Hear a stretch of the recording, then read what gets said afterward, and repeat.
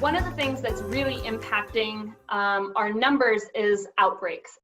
In a big way, COVID-19 is hitting hard in Malheur County, just across the Idaho-Oregon border. County of fewer than 40,000 people continues to run at numbers that are higher than counties twice its size. This while some of the bordering counties in Idaho are starting to see some improvement and a downturn in numbers. Malheur County is on the state of Oregon's watch list tonight and still in phase 1 of the state's reopening process. According to the state's website, Malheur is the only Oregon county in both of those categories. Our Joey Prechtel is live for us tonight after speaking with the director of the county's health department. Joey, what are the factors behind the high number of cases that they've been seeing there?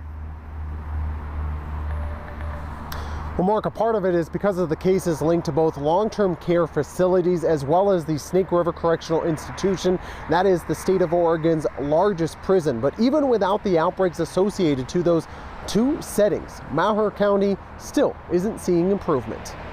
Our numbers are not improved enough to be able to get back into phase 2. Right now, unfortunately, we still remain on that watch list. Sarah Poe is the director for Malheur County's health department. She says the county is not slowing the spread of COVID-19 and is currently reporting more than 1,600 cases of the virus. The per capita rate per 100,000 for Malheur County, the most recent number was 752 cases per 100,000.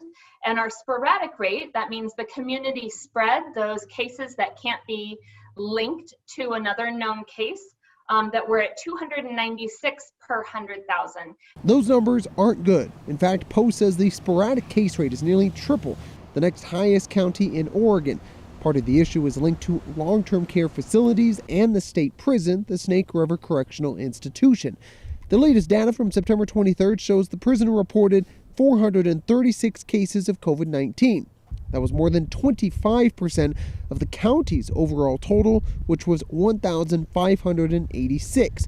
But Poe says the prison is making progress to slow the spread. I'm really impressed with their response. I think that they're doing as much as they possibly can at this time. It's just a really difficult, very high-risk setting.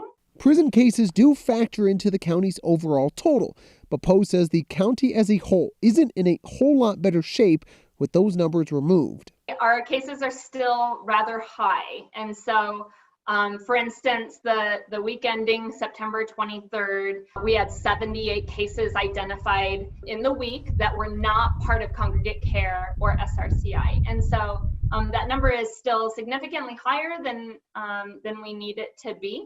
It's a different situation in Malheur County compared to counties across the state line in Idaho. While cases are going down in some counties in Idaho, I think that's also relative to where they were really, really high.